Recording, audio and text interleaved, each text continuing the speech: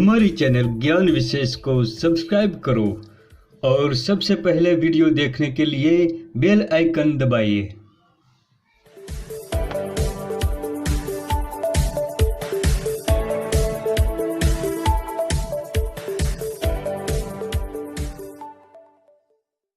दोस्तों, प्रकृति के अनमोल खजाने की खोज को आगे बढ़ाते हुए आज के वीडियो में हम आपको एक बेहतरीन जड़ी बूटी की जानकारी देंगे। दोस्तों, प्रकृति का खजाना अनमोल और असीमित है।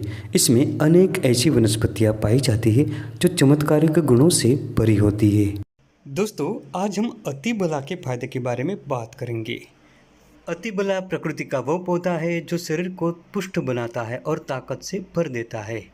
अतिबला का एक पौधा होता है जो 3 से 4 फीट ऊंचा होता है और झाड़ीदार होता है। ये लगभग सारे भारतवर्ष में अपने आप उत्पन्न होता है। आयुर्वेद की प्रमुख ताकतवर औषधियों में से अतिबला एक है। दोस्तों, इसका क्षुप झाड़ीदार होता है। इसके पत्ते दिल के आकार के और अग्रभाग पर नुकीले होते हैं। इस पर पीले रंग के सुंदर पुष्प लगते हैं। पुष्प के बाद गोल आकार वाली एक फली लगती है जो ऊपर से कंधी की तरह दिखाई देती है, इसलिए इसका एक नाम कंधी है। अतिबला का हिंदी नाम चंपी और कंधी है। इसका संस्कृत नाम अतिबला और कंकतिका है। उर्दू में कंधी कहते हैं और गुजराती में खपाट तथा कांसकी से जानते हैं। अतिबला का अंग्रेजी नाम मूनफ्लावर और वैज्ञानिक नाम एमोटिलॉन इंडिकम है। अगर आपको इस प्रकार की पेड़ पौधों की जानकारी में इंटरेस्ट है तो अभी हमारे चैनल को सब्सक्राइब करें, साथ में बेल घंटा दबाइए और ऑल नोटिफिकेशन पर क्लिक करें, क्योंकि इस प्रकार की वीडियो हमारे चैनल पर आती ही रहती है। अतिबला बला की एक प्रजाति है। बला की कई जातियां पाई जाती है। इसमें भूमिबला, अतिबला, महाबला और नागबला मुख्य है। चारों बलाएं गुणों में लगभग समान होती है और ये बल बढ़ाने वाली औषधि है। आयुर्वेद के मत अनुसार अतिबला स्वाद में मधुर, कड़वी, थोड़ी तिक्त और खट्टी होती है। ये शीतल प्रकृति की और पचने में हल्की तथा स्निग्ध होती है। ये औषधि वात पित्त को मिटाती है तथा बल बढ़ाती है, आयुष्य की वृद्धि करती है और पूरे शरीर का तेज बढ़ाती है।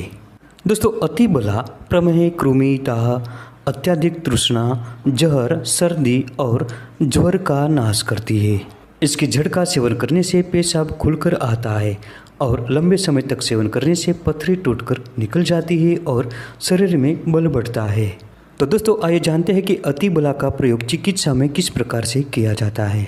खांसी की समस्या होने पर अतिबला के पुष्प का चूर्ण 1 से 2 ग्राम की मात्रा में घी के साथ मिलाकर कुछ दिनों तक चाटते रहने से खांसी मिटती है। इसके अतिरिक्त अड़ूसा के पत्तों के साथ इसके बीजों को मिलाकर क्वाथ बनाएं और इसका लगातार 3 से 4 दिनों तक सेवन करने से भी खांसी जल्दी ही छूट जाती है। जिन लोगों को दस्ते की समस्या है, इन लोगों को अतिबला के पत्तों का साग बनाकर घी के साथ सेवन करना चाहिए।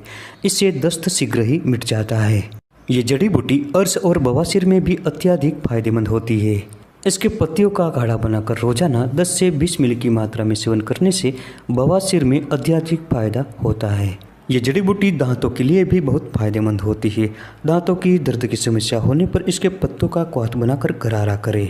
इस प्रयोग को कुछ दिनों तक लगातार करते रहने से मसूड़ों की सूजन उतर जाती है और दांतों का दर्द मिटता है और दांत मजबूत बनते हैं।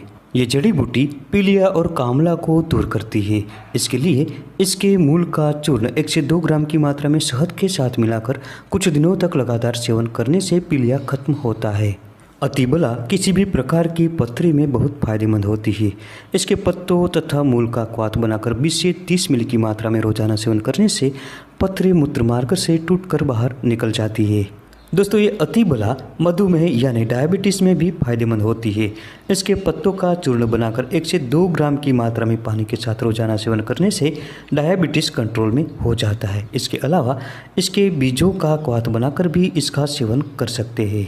दोस्तों, प्राचीन आयुर्वेदाचार्यों ने इस जड़ी बूटी का नाम अतिबला रखा है। ये जड़ी बूटी शरीर में ताकत भर देती है।